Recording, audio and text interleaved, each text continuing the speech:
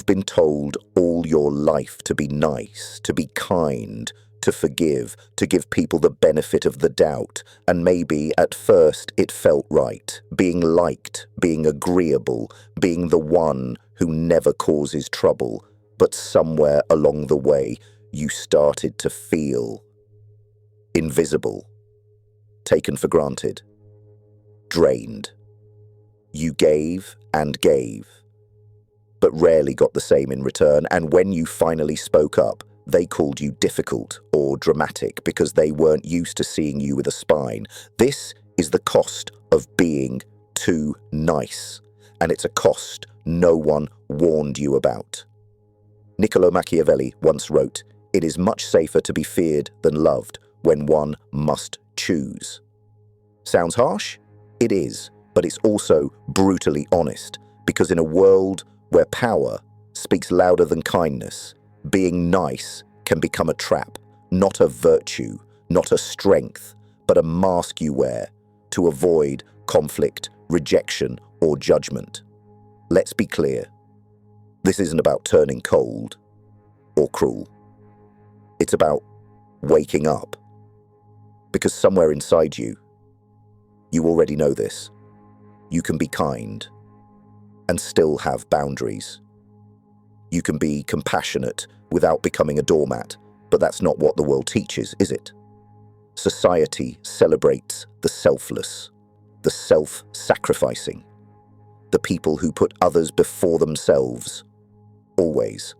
And if you don't, they'll call you selfish, ungrateful, toxic even. But here's the Machiavellian truth. People respect strength more than sacrifice. They follow confidence, not compliance. And in the real world, power is rarely given to the nicest person in the room. It's taken, it's claimed. The more you try to please everyone, the more you lose yourself. Your values blur. Your voice softens. Your needs disappear under the weight of their expectations. And slowly, you forget who you were before you learn to be nice. But here's the good news. You can unlearn it. You can rewrite the script, because being a good person doesn't mean being a weak one. It doesn't mean tolerating disrespect just to avoid discomfort. It doesn't mean staying silent so others can stay comfortable. Machiavelli didn't romanticize people. He saw them for who they were. Opportunistic, short-sighted, quick to take, slow to give. That's not cynicism, it's survival, and maybe it's time you stopped handing out pieces of yourself to people who haven't earned it. Maybe it's time you learn the difference between kindness and self-erasure. Because being too nice can be just another form of fear. Fear of being disliked, fear of conflict, fear of not being enough unless you're pleasing someone else. But ask yourself, what if the cost of being too nice is never being truly seen? And that is where we begin. At first, you thought being nice gave you control. You thought if you were agreeable, flexible, forgiving, you'd be safe. You believed that if you never caused waves, no one would try to drown you. But here's what no one told you. Niceness can become a disguise, a mask you wear so others won't reject you. And over time, that mask starts to feel like your face. You nod when you want to scream. You agree when your soul is screaming no. You show up when you're exhausted. You smile when you're breaking. It's not just exhausting, it's erasure.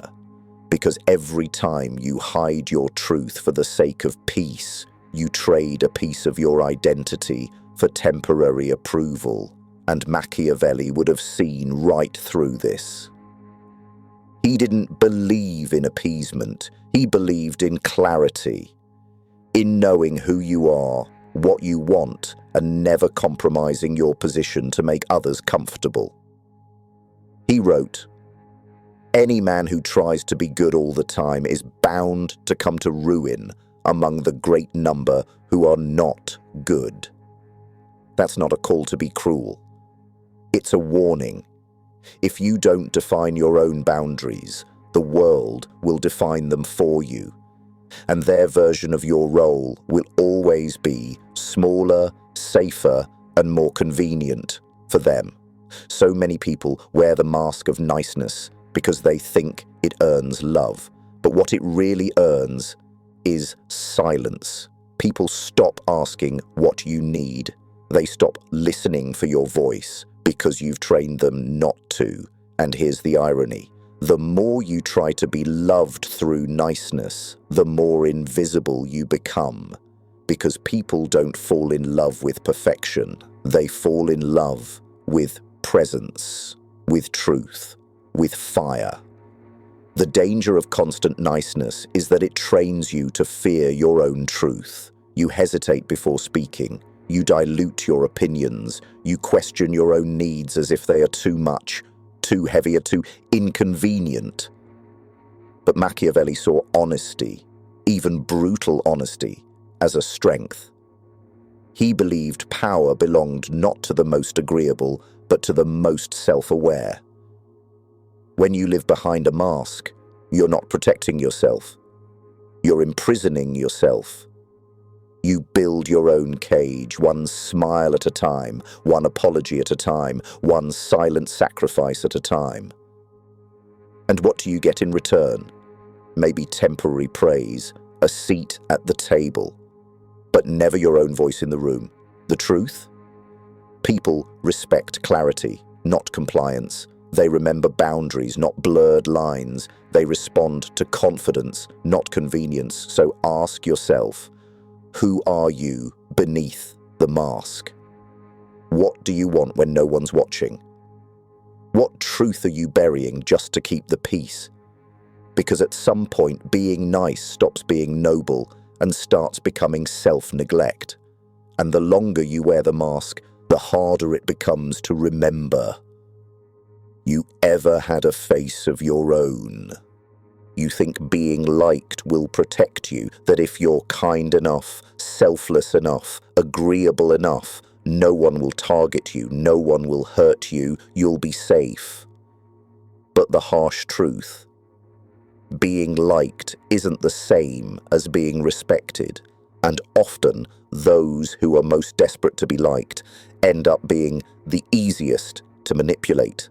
Niccolò Machiavelli saw this weakness clearly. He didn't write for those who wanted to be loved.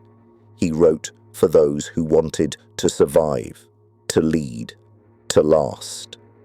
He said, "It is better to be feared than loved if you cannot be both." Now don't mistake this for cruelty. It's not about becoming heartless. It's about becoming unbreakable. Because when your sense of self is built on being liked, you give others the blueprint to control you. Say something they don't like, you crumble. Disagree with someone, you apologize before you even finish the sentence. And the worst part, people can sense it. They can feel when your kindness isn't confidence, but compliance, when your silence isn't wisdom, but fear. Machiavelli understood that power isn't about dominance, it's about leverage, and nothing gives others more leverage over you than your fear of disapproval. You stop setting boundaries because you don't want to be difficult. You tolerate disrespect because you don't want to seem dramatic. You give more than you have because you're afraid they'll think you're selfish. But every time you silence your truth to keep the peace, you trade respect for convenience. You lose a little more of your edge, your essence, your presence. Let's be real. The people who make history aren't the ones who were liked by everyone. They're the ones who stood firm, even when it made others uncomfortable. So ask yourself, would you rather be liked for a version of you that's edited and censored, or respected for who you truly are? Machiavelli wasn't saying, be feared to control others. He was saying, be grounded in your own truth so no one can control you. Because when you no longer need to be liked, you become unshakable. Your words carry more weight. Your silence demands attention. Your presence becomes undeniable. This is the paradox. The less you need approval, the more powerful you become, not because you intimidate, but because you radiate certainty. You don't beg for seats at tables. You build your own. You don't chase people.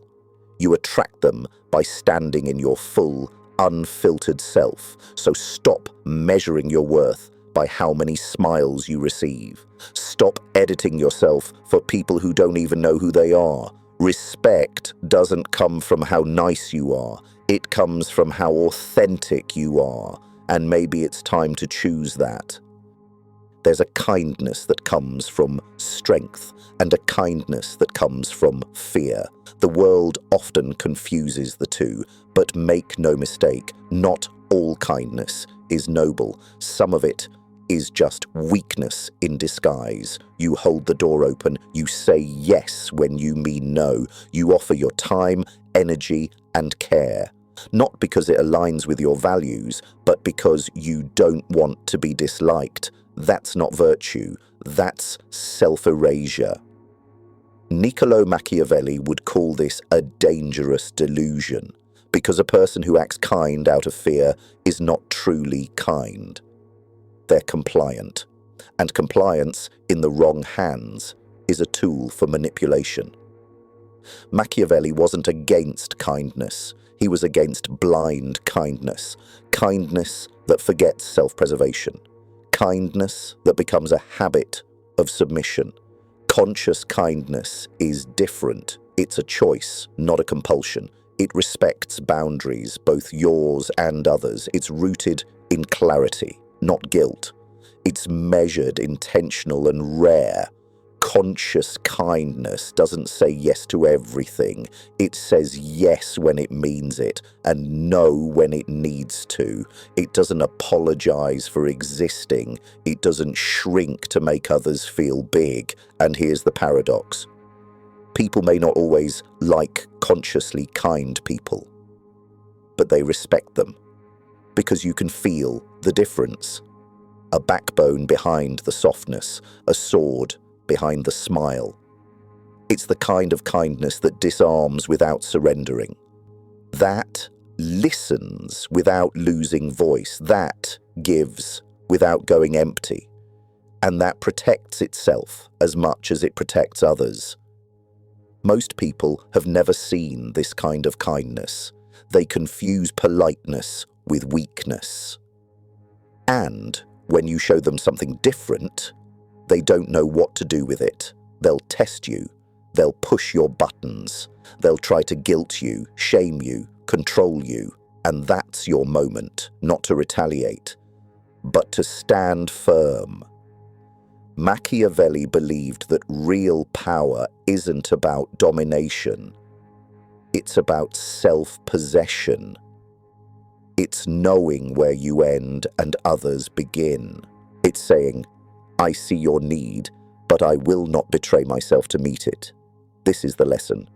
Don't let the fear of being disliked turn you into a doormat.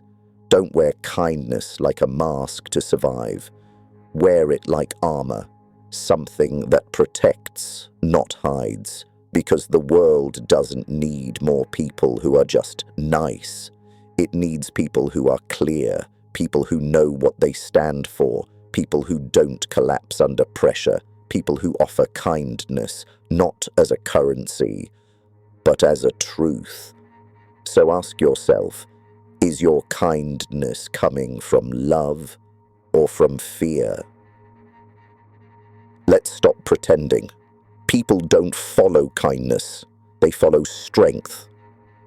And Machiavelli knew this better than anyone. He wasn't interested in fantasies about how the world should work. He studied how it does, and what he found was uncomfortable. Those who are too kind, too soft, too trusting often lose because the world doesn't reward your intentions. It rewards your impact, and sometimes that impact requires a sharp edge. Machiavelli believed that to maintain power, whether in politics or in everyday life, you must understand the balance between fear and respect, not domination, not cruelty, but strategy. He once said, "It is better to be feared than loved if you cannot be both." Not because fear is noble, but because it is reliable, because people may admire your kindness, but they'll only respect you if they know you have boundaries. So ask yourself, do people respect you, or do they just like you? Are you leading your life, or letting others steer it? Machiavelli teaches us that control is not about force, it's about anticipation. It's about understanding human behavior so deeply that you see the game before it's played. You read motives, not just words. You observe patterns, not just actions. You don't react, you prepare. This isn't about becoming cold or heartless. It's about mastery. Mastery of yourself, your emotions, and your responses. Because when you're ruled by emotion, you're predictable. And when you're predictable, you're controllable. People who maintain control in their lives aren't the ones who shout the loudest. They're the ones who speak the least, but watch the most, who don't need to prove themselves because their presence already speaks volumes. Machiavelli's philosophy trains you to think like a strategist, to plan for outcomes instead of hoping for approval, to accept that not everyone deserves your vulnerability, to recognize that influence doesn't come from trying to be liked, but from being respected. And respect isn't given, it's earned through consistency, boundaries, and clarity. The kind of clarity that says, this is who I am, this is what I tolerate, and this is where I draw the line. If you've ever wondered why some people always seem in control, why they're calm under pressure and unshaken by chaos, it's not luck, it's design. They've chosen to play a different game, one where emotional intelligence is their weapon, where their silence is strategic, where their kindness is intentional, and where their control is never about others, but always about themselves. So here's your invitation. Stop reacting, start responding, stop pleasing, start positioning, stop begging for peace, start building power. Because in the end, power isn't about what you can do to others. It's about what you no longer let them do to you. They told you to be nice, to smile more, to say yes even when your gut screamed no, to put others first, to be polite, to avoid conflict at all costs. And maybe, for a long time, you listened, because you believed kindness was always good, that being agreeable made you a better person, that sacrifice was noble. But now you're starting to see the truth. Kindness without boundaries isn't virtue, it's vulnerability, and not the kind that leads to deeper connection, the kind that gets used. Because in a world that rewards dominance, being too soft becomes an invitation, not for respect, but for manipulation. Here's the hard truth Machiavelli knew: human nature responds to strength, not just goodness. Respect isn't earned through endless accommodation. It's earned through clarity, through confidence, through control. So what does that mean for you? It means learning to own your space, to give, yes, but not when it costs you your peace. To help, yes, but not when it's just enabling dependence. To forgive, yes, but not to forget who someone showed you they were. Real power comes from knowing where kindness ends and self-respect begins. And here's the beautiful paradox. You don't have to become cold. You don't have to shut off your empathy. You just have to pair your heart with a spine. That's what Machiavelli would call strategic virtue, the ability to appear kind, but never at the expense of control, because true strength is quiet. It doesn't beg, it doesn't explain. It chooses when to speak and when silence is sharper, when to walk away and when to draw the line. It chooses to be kind, but never submissive. In a world that tries to confuse compliance with goodness, your job is to stay awake, to see how often people weaponize your kindness, to notice when being nice is just keeping you small, and to replace guilt with discernment, because the truth is, not everyone deserves your softness. Not everyone has earned access to your empathy, and your energy is not an open buffet. So here's your challenge. Can you lead with compassion, but protect it with clarity? Can you love deeply without losing yourself in the process? Can you help others without shrinking to fit their expectations? You're not here to be used. You're not here to play small. You're not here to earn approval through overextension. You're here to stand tall, to walk the fine line between grace and grit, to embody kindness with edge, empathy with boundaries, generosity with discernment. And the moment you master that balance, you become untouchable, not because you're ruthless, but because you've learned how to love yourself too. So now I'll ask you the question that separates the naive from the sovereign. Do you want to be nice? Or do you want to be strong?